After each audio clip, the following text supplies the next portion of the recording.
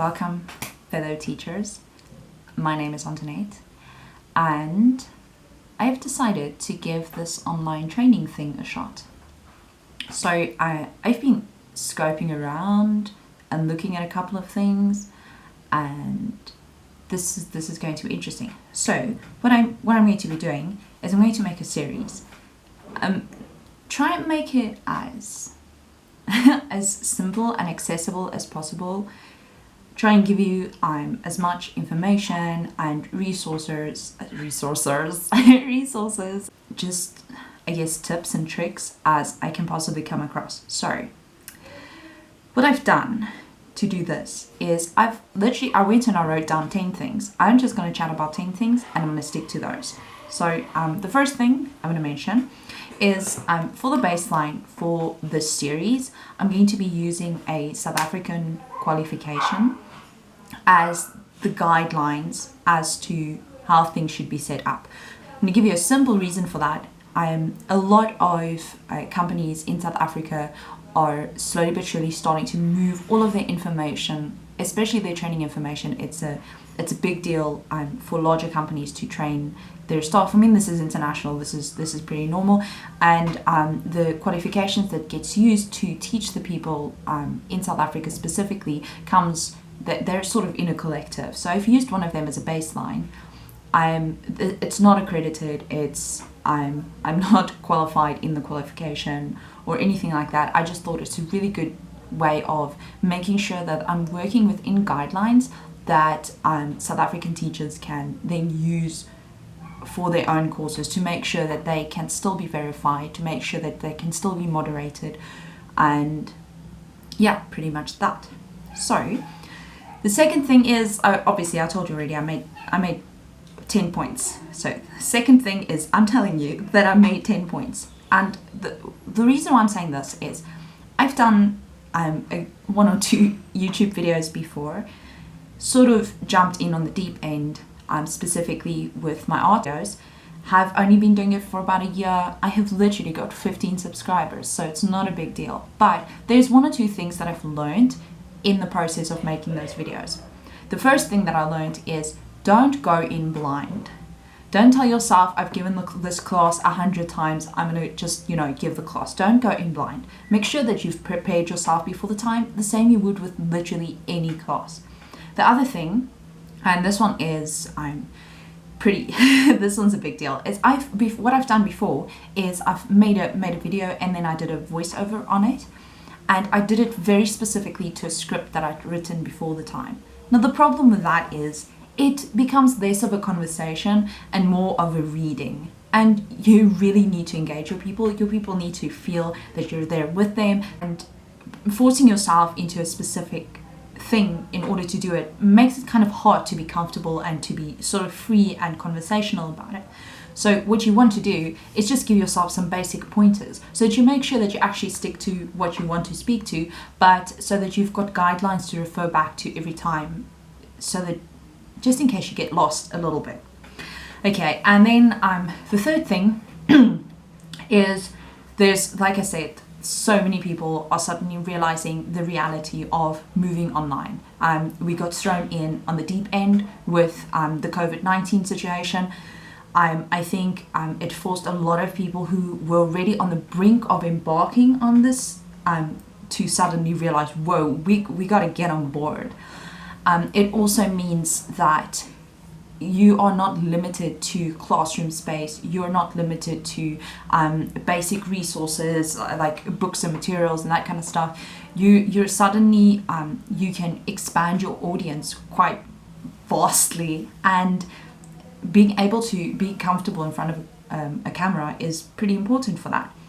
So the fourth thing that I want to speak about, and this is a big one, you have to get comfortable with speaking to yourself, because essentially that is what you're doing. There's a camera and here's me in my bedroom, my housemates are somewhere listening probably to my absolute weirdness, and you have to be comfortable with basically speaking to yourself.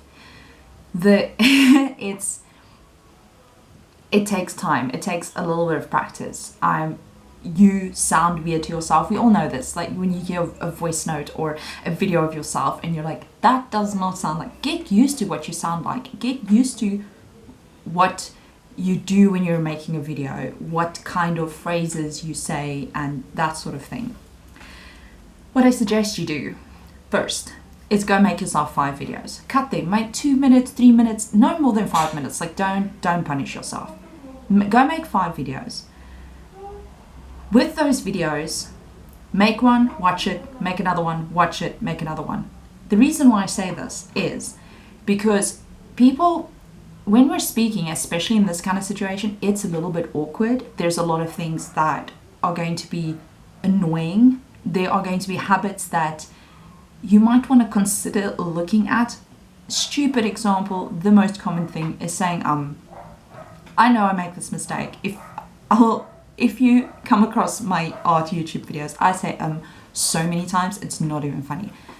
And so forcing yourself to make the videos one by one is going to let you go back, check out what's the things you need to fix it in the next one, identify any other things that were a problem, fix it in the next one, so that by the time you get to your 5th short video, you can speak about something different each time. You can speak about the same thing every time. It doesn't matter.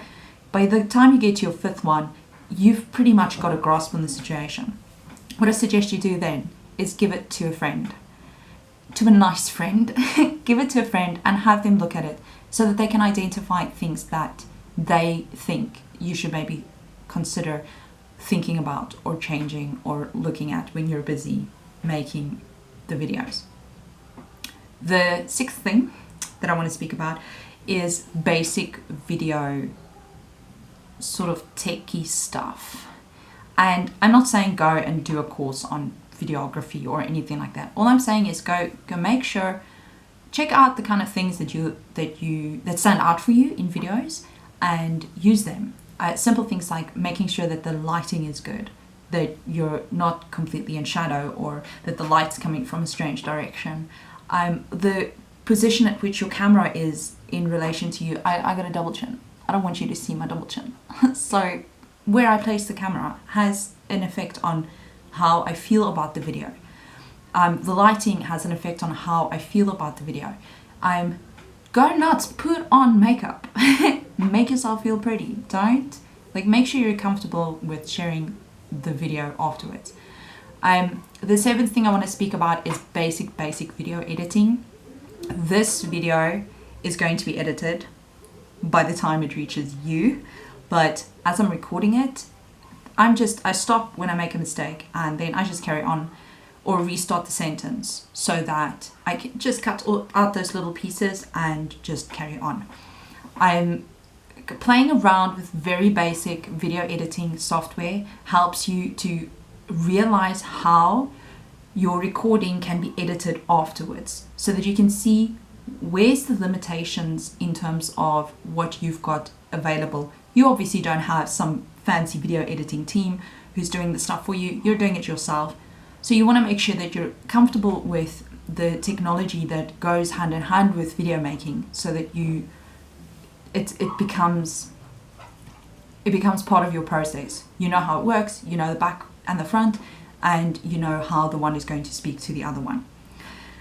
The 8th thing is the types of equipment. Now this is a big one. You don't need fancy equipment. Literally, if you have a laptop, you have a camera. Most of them are fairly sophisticated. They're quite nice. I have mine on here, mostly so that I can do the sound. I myself have a very simple a Canon, literally a press and shoot digital camera, like a tiny little one. It's Canon IXIS, or I don't even know what it's called. There's a camera. I've got a basic camera, and the only reason I have it is because of the quality of video that it's able to take versus my computer versus my phone. I paid 3,000 Rand for this camera. It is super cheap comparatively. What I did do is sound quality. I checked out the sound quality of what happens on the camera itself. It's not fantastic. The computer sound is not much better, to be completely honest. So I have this little guy. It's super basic. What is this? A Boya Voya camera recordy thingy. So I have that. So what I would do is I'll just make a simple recording if I'm doing a voiceover on one of my on my YouTube videos, or I'll just put it on while I'm making the video and then just overlay it back to getting used to the software again. I'll just put it on top of my video, and then that's why I'm taking 2 videos, so that at the same time, so linking at the sound and the video is pretty simple. You don't have to have this. It's literally, you can even do this with your phone. If you just if you record with your phone at the same time that you're taking the video, you can use that voice recording, because the sound's probably going to be better than the sound that's coming from your laptop. So I'm using this because it's reduced sensitivity, and it's just, yeah, again, same story. It was super cheap. I think I paid maybe 300 Rand for it. And it does the job. It makes sure that the quality of sound that's coming over is really good. The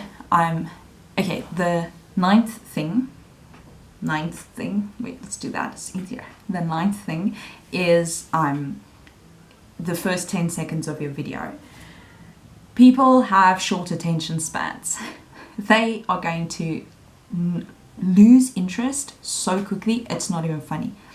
The first 10 seconds of your video, 10 seconds is almost too much. The first couple of seconds of your video has to immediately get them interested in watching you. This is where stuff like your own personality comes through. When you're introducing yourself, be yourself. Be vibrantly, ecstatically yourself. Make sure that you get their attention right from the beginning. You don't have to have fancy graphics. You don't have to, you don't have to have fancy anything. Just make sure that when you're speaking and when you're sharing information right in the beginning, that you immediately get people's attention, that you grab them, and that they kind of stick with you right through the video. Most of your students are obviously not going to have a choice, but you want to be able to use this in the future to maybe get more students to join you, and the way you come across has a big impact on that. And then the 10th thing is that I'm literally learning to do this while I'm sharing the process. So as I'm doing it, I'm going to share what I've learned. I'm going to share how this is going to be super raw. I'm not going to make this like very edited. I want you to see the raw process and how that affects the video and your learning process. You have to be super critical on yourself, and you have to be very kind to yourself.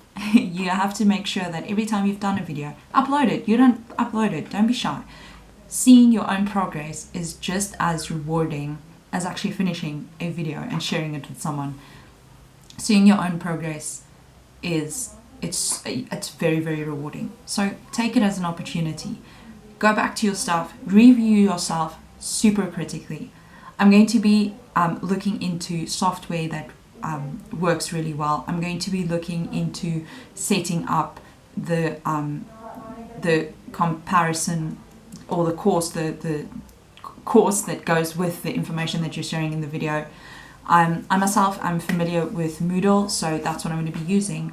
But a lot of these programs are super similar, and so just taking that information as a concept and carrying it over into whichever program it is that you're using, it should be pretty effective.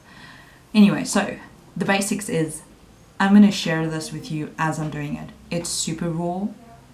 It needs lots of love. I'm going to do a small bit of editing just to cut out where I spoke really badly. I might leave a couple in so that you can see me stopping, going, that really didn't sound fantastic, and restarting again, literally in the same clip. I just stop, take a breath, carry on. And yeah, before this video gets too long, I'm going to put my 10 points in the description below. Have a look at that. I'm going to link my YouTube, my art channel as well, just so that you can go and see why I say there's certain things that are annoying and that kind of thing. I'm going to share a link to the Moodle system. I'm going to also add my email address so that if you have any questions, I prefer you to send me an email so that we can email, rather than dropping a comment. Leave a comment anyway, and be critical. Leave a comment anyway. Like and subscribe this channel so that you can get notifications in the future, so about more videos as the series goes by. I'm going to be calling this number 1 in the series, and hopefully we can learn something together. Bye.